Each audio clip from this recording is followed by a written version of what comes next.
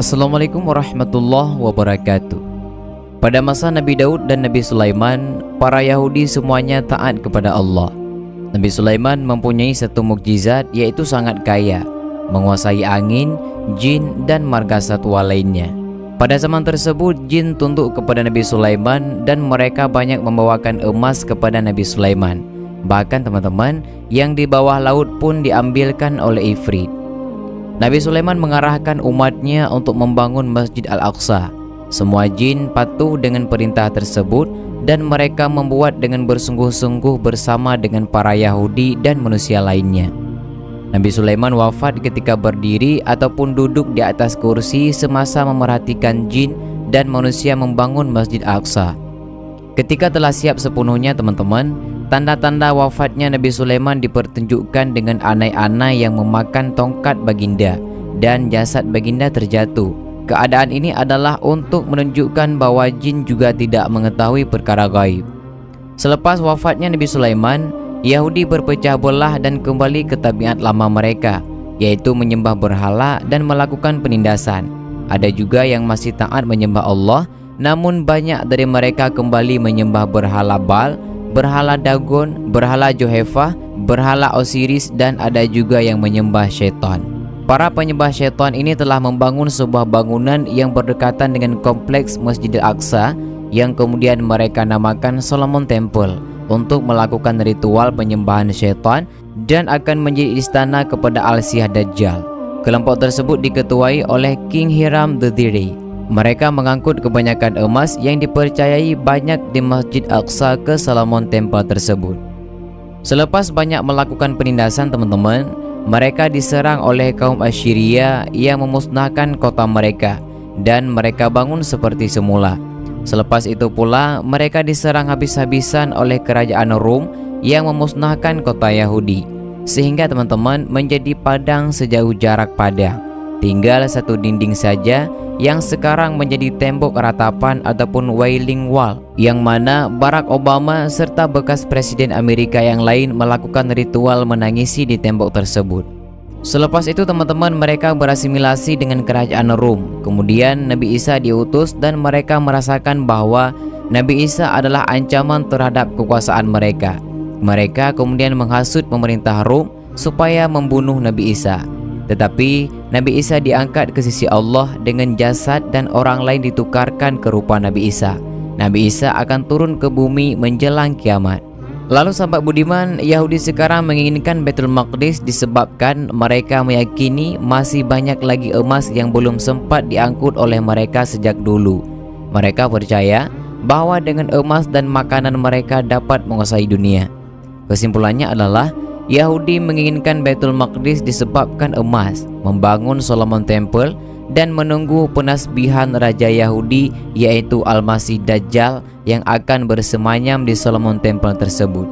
Yahudi juga percaya bahwa di Masjid Al-Aqsa ada The Ark of Covenant yang berada di salah satu jalan rahasia di bawah Masjid Al-Aqsa. Konon teman-teman, mereka yakin dengan adanya Ark of Covenant ini, Bani Israel akan percaya dengan setiap peperangan. Lalu sahabat budiman, Al-Aqsa hanya menunggu masa untuk diruntuhkan oleh kafir Yahudi ini. Mereka ingin membangun kembali kuil ketiga mereka. Tapak kuil itu adalah pada tapak Dome of Rock dan Al-Aqsa sekarang. Tetapi untuk membangun kuil baru, ada beberapa syarat yang harus dipatuhi. Antaranya ialah kaum Yahudi dikumpulkan di satu tempat ataupun Israel dan mesti ada seorang Mesias untuk membimbing mereka. Seperti mana yang telah kita ketahui bahwa Rasulullah SAW adalah rasul terakhir utusan Allah. Jadi, siapakah Mesias ataupun penyelamat mereka menunggu untuk ditabalkan itu? Sudah semestinya the false Mesias adalah Dajjal Al-Masih. Mengenai keberadaan emas yang mereka yakini, sebenarnya adalah buku-buku sihir kuno Yahudi. Pada zaman Nabi Sulaiman, baginda telah menangkap syaitan yang mengajar sihir kepada kaum Yahudi dan buku-buku sihir tersebut ditanamkan di bawah singsana baginda. Itulah sebabnya mereka menggali Al-Aqsa untuk mendapatkan kembali ilmu-ilmu sihir. Buku sihir itu bukan mengenai ilmu sains dan teknologi. Ia memang buku sihir yang mengajar ilmu-ilmu hitam seperti Kabbalah, salah satu sihir kuno Yahudi. Sebenarnya salah satu sumber kekuasaan Yahudi adalah melalui pertolongan Lucifer ataupun iblis. Mereka memperoleh kuasa, harta, wanita dan berbagai bentuk kemewahan dengan hanya mengamalkan ritual-ritual penyembahan syaitan. Maka buku-buku sihir itu amatlah penting kepada mereka agar mereka dapat memperhebatkan lagi kekuasaan mereka. Walau bagaimanapun sahabat budiman, yang maha berkuasa hanyalah Allah. Sedangkan kita sebagai umat Islam memang tidak tahu kapan waktu sebenarnya Imam Mahdi dan Nabi Isa alaihissalam serta Dajjal akan dizahirkan kepada kita semua. Menurut hadis Rasulullah SAW, umat Islam akan berada di muka bumi ini lebih dari 1000 tahun dan tidak melebihi dari 1500 tahun. Dan kita sekarang sudah berada dalam 1445 tahun. Jadi hanya tinggal lebih kurang 55 tahun saja untuk kita berada di dunia ini. Apakah yang akan berlaku selepas itu? Hanya Allah sahaja yang mengetahui. Namun ada 4 hal yang belum terjadi sampai saat ini. Yang pertama, Nabi Isa akan memerintah dunia selama 40 tahun. Yang kedua, sebelumnya adalah zaman Imam Mahdi selama 7 hingga 9 tahun. Dan yang ketiga, era zaman Mahdi akan menyaksikan kemunculan Dajjal, makhluk penipu dan pembohong besar sejak manusia tercipta. Lalu yang keempat, berdasarkan rumusan-rumusan di atas, masa kedatangan watak-watak besar akhir zaman sudah diambang pintu. Hanya di tangan Allah Subhanahu wa taala yang akan menentukan segalanya. Kita nantikan kebenaran janji Allah Subhanahu wa taala dengan penuh tawakal.